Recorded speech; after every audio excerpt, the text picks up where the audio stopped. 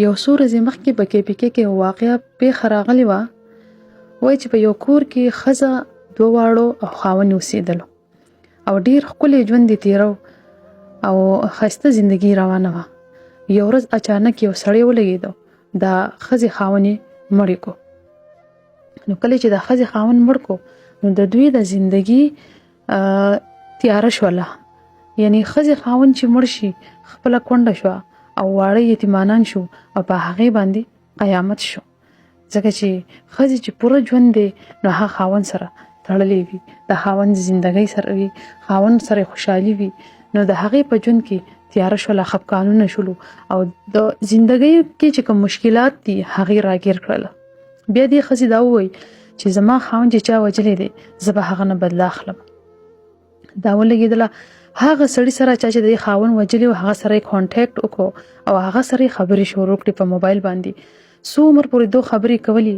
بیا ورته دی ووایي چې زه تا سره واده کول غواړم او هغه سړي ورته وایي چې ټیک شوه، زه به تا سره واده وکړم.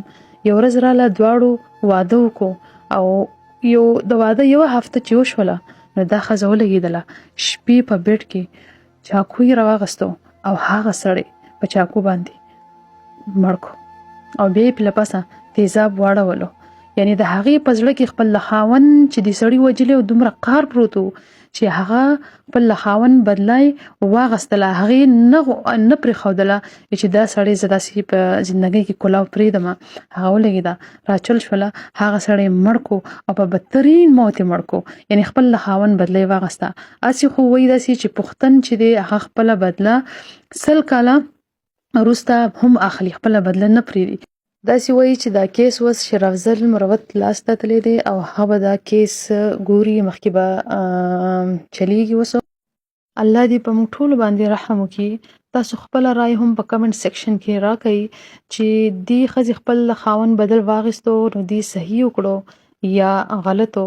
دې له قانون خپل لاس کې اخیستل پکارو یا نه، یا دې ته انتظار کول پکارو چې زمونږ کم انصاف ادارې دي چې هغو څه فیصله کوي. خپل رای ضرور راکړئ کمنټ سیکشن کې.